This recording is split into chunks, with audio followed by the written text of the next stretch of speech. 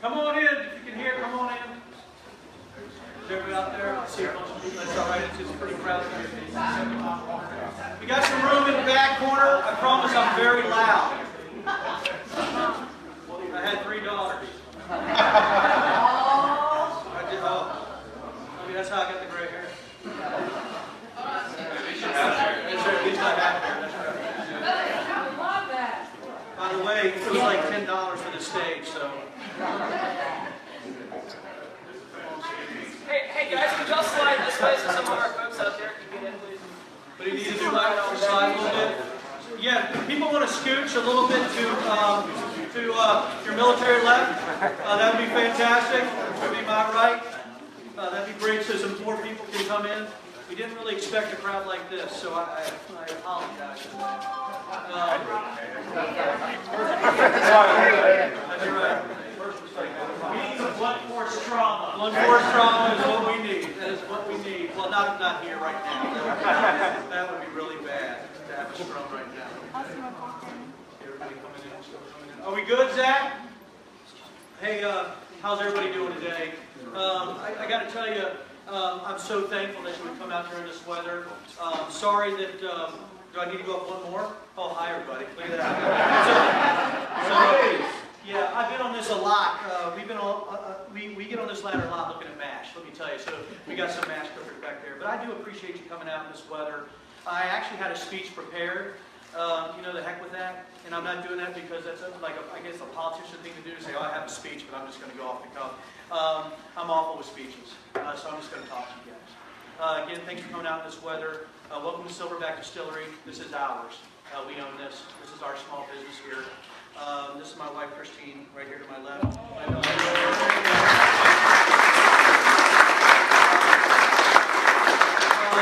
So their support is fantastic because they absolutely do not want me to run for governor. Listen, you can't do that. So my other 2 daughters would be here, but they're in Scotland getting their master's degrees right now. So I got one getting her master's in fermentation science and distillation. We're going to have the only mother-daughter distilling team in the country.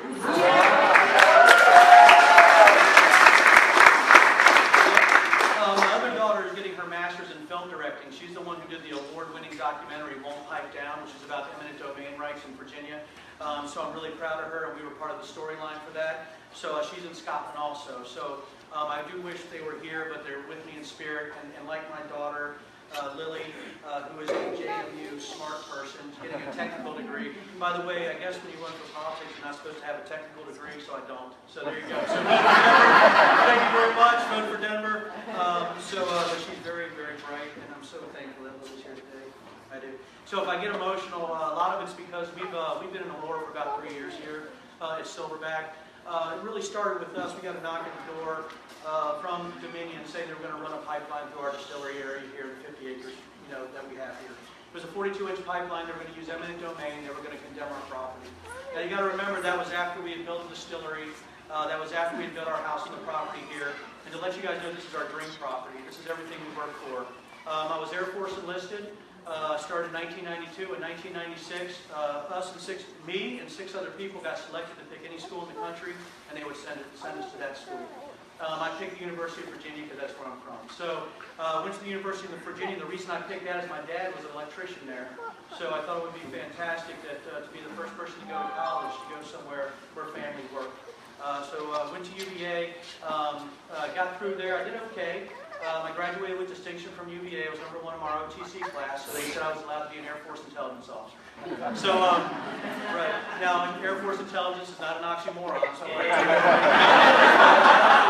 not an oxymoron in any way, or it might be because I'm running for governor and people told me that's pretty stupid. So after that, they selected me to go overseas. I went to Eastern Europe, and there I was on the Romanian-Serbian border for Operation Allied Force. At that point, we were tracking some bad guys going into Serbia, so I got to do that for a while. Then they thought it would be fun to send me to Oman, the beautiful Omani desert. So I got to go there and actually train the Omanis. There are allies there on how to actually do F-16 mission planning cell operations, which was a lot of fun. After that, I came back, and 9/11 happened. At that point, I was at Mountain Home Air Force Base, Idaho, and I was the intelligence officer for the B-1 bombers with the Air Expeditionary Wing. What does that mean? We were the emergency ring and 911 wing for the entire United States. So we were on a 90-day rotation, on call 24/7. If anything were to happen in the world where the United States needed to react, that was our issue. So the first bombing run into Afghanistan was mission planned by my team on October 2nd, 2001, after 9/11. I'm very proud of that. Now, it was a non-stealth run. I can't talk about the stealth bombers that went in there first. But if you're talking about an aluminum jet that had a really bad cross-section on the B-1 bomber, that was me. Us and the B-52s. And by the way, you know, when you're in a race, you want to win, right? No matter what. So we mission planned this. The B-52s left before we did, so we mission planned so the B-1s would beat them. We almost got in a fight afterwards because the B-52 pilots want to be the first to bomb Afghanistan. So that's how I like to play. After that, in 2002, they sent me to NSA. At that point, I was there in special projects. Now, there's a lot of different areas at NSA. What I did there was I actually supported the military there. It's a combat service agency. There's a lot of different things that go in there, just not like what you hear. So if you ever want to talk to me about what really happens, I can fill you in. After that, I did counter ID. I went after roadside bomb makers. We don't like people who kill our troops. And again, the emotional part of this is for the last 14 years, I've been absolutely sort of ensconced in the DoD counterterrorism mission and doing those type of things. So here we are. In 2007, I actually started my company, Analyst Warehouse LLC, and we supported special operations. We supported conventional forces and intelligence analysis at that point. I sold that company in 5 years. I was able to do that, and in 2012, after moving around for 20 years, going to 17 different countries, being in almost every state, living in all these states, we decided to come home. I was born in Manassas, Christine and Tyson's. Actually, her relative is Thomas Nelson, which is pretty crazy. She's been around here a while, I guess. Yes, well, yes. Yeah, she looks great for her age. She certainly does. Yeah, that's right. It's all the hooch. Yeah, that's great. Please do not put that on TV. Thank you, honey. So I'm actually now, I'm not running for governor this week. It looks like I'm in trouble. And as I fall off the ladder, which would be an injury. What we did then is my wife, we were in Scotland at Distillery in Fort William, Scotland. She said, "Dan," she goes, "I want to do some things." I said, "Well, you follow me around for 25 years, it's your turn. I'm never going back into the government when I'm done. This is your thing." So what you're standing in is Christine Riggleman's distillery. She's a master distiller and CEO. She is one of the only women distillers in the United States. And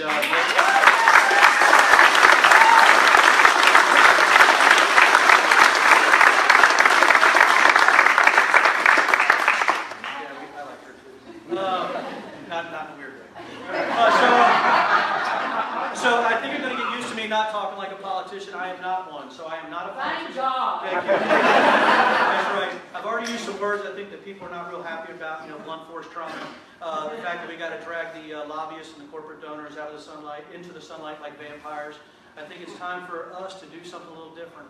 And it really did start with the eminent domain issue with Dominion. You're not allowed to take my property for private profit. Just not allowed to do it. Now, I'm all for energy. I'm all for infrastructure development. I'm a critical infrastructure expert. I actually do power SCADA modeling. I've been very fortunate in the counterterrorism realm that I've been able to look at critical infrastructures for countries all over the world. I know what's good critical infrastructure and what's not, and it might be good critical infrastructure, but there has to be a better way if we're going to have growth where we don't run over people, right? That's just what it's about. And if you're a little guy, and I wasn't a little guy, by the way. I've lost 70 pounds in the last year. But if you're a little guy now, depending on how you define yourself, it seems at times that you're powerless. My daughter sent me something, Abby, from Scotland before I got up here. She goes, you know, fear has two things, right? I think fear is when you forget about it and run, or you face it and rise, right? We were going to run. We had property picked out in Pennsylvania and New York in order to move from my home state because there's a second issue that we had here. And that's we've been fighting the beer and wine lobbies because they want to hold down distilleries in the States. So now I was fighting Dominion, and I was fighting the beer distribution lobby at the same time. And at the same time, I was running a company as CEO at that time when that started. So it got pretty massively difficult. Also, if you're just a normal Joe, you start to get used to environmental extortion. And if you look around what happened here, when you have the EPA, the DEQ, the FDA, when you have the ABC, the TTB, when you have the Department of Health, these are all regulatory agencies. And on top of that, you have the M&T tax, business personal property tax, personal property tax. You have the liquor tax, you have the 5.3% consumer tax, and Zach's telling me you better frickin' slow down because that's too many taxes. I got you, sir.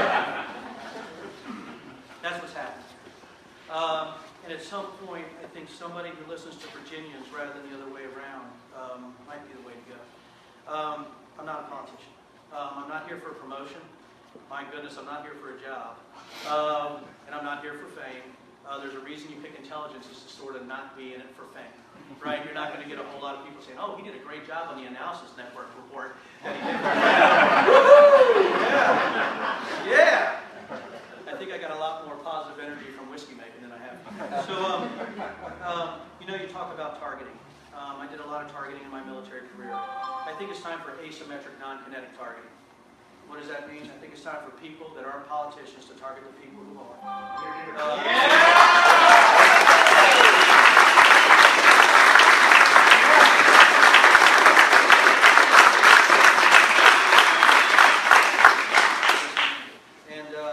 I think at some point it's time for people that, there is a difference between servants and politicians, right? There's good people out there that are serving us today.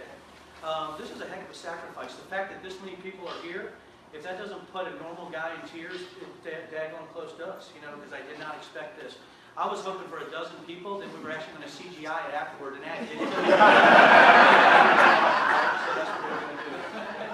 So really, there's, it's about hitting. It's about hitting them, right? It's about honesty, integrity, and transparency, right? So we're going to hit them.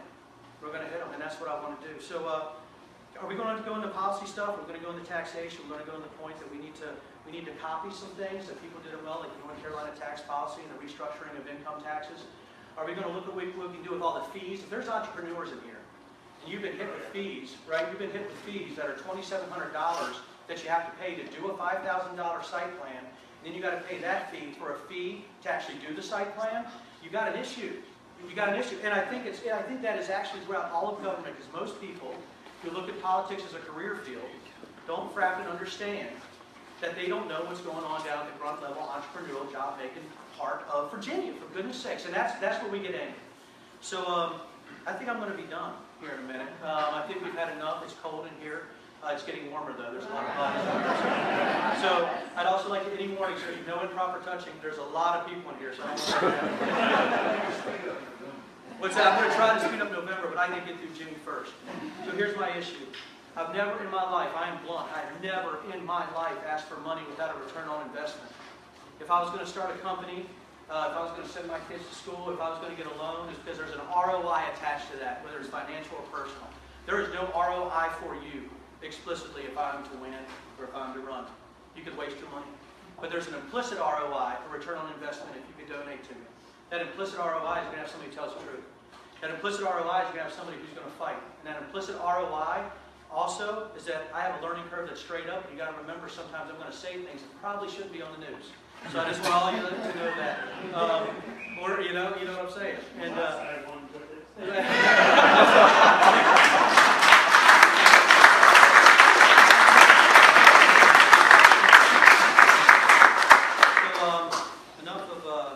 your time is valuable.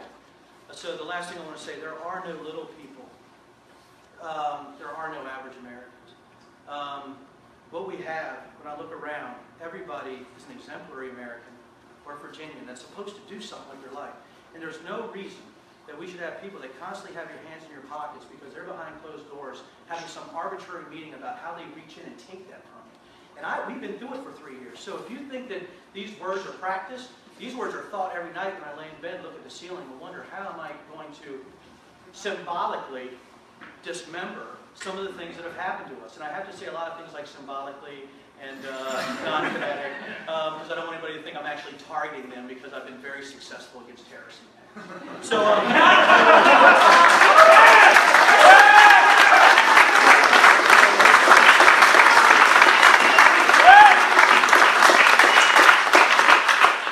please do not put that on TV.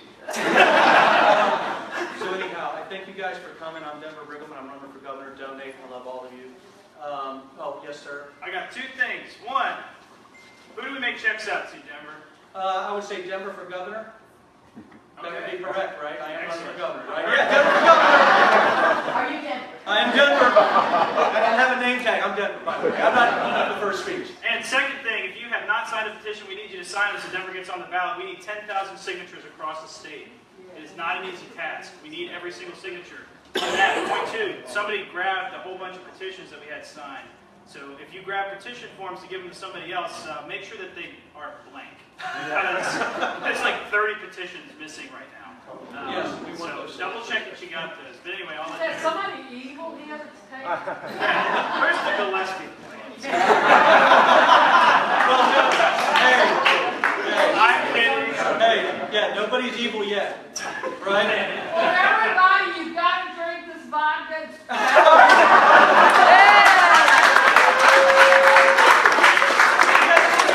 So I guess Robbie's officially kicked off the whiskey rebellion.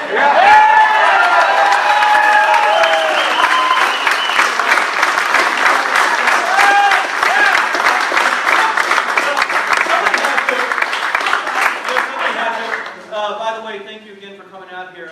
There's love in our hearts. We're just a family trying to get through. We're going to fight. Win or lose, the message is going to get out there. You know, Rocky Balboa, you know, he said it's not how many times. Rocky Balboa is not a real person, by the way.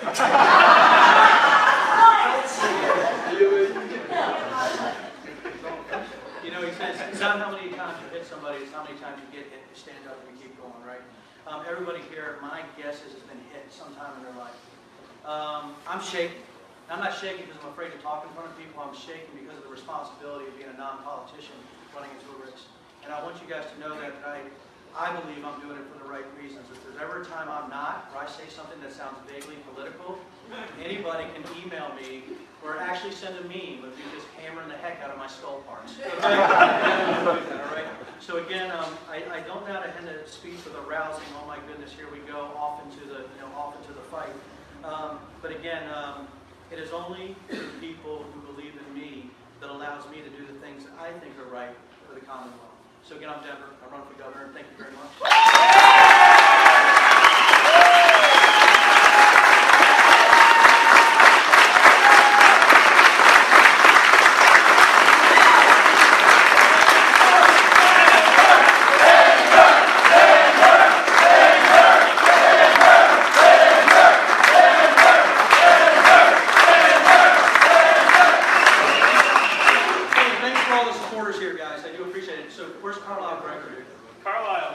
Carlisle said he is one of the best political consultants in the world. He said I can't mention it because it's about me. Thank you, Carlisle Gregory. Thank you for being here today. Thank you, Zach. Thank you, Robert, Jeff, Steve, Thomas. Thank you, my friend. So, there's volunteers, Steve. There's so many people here, and I'm going to mention all of them. But again, thank you. So here's what everybody was waiting for. There's 3 words, right? Bar is open. Thank you, guys.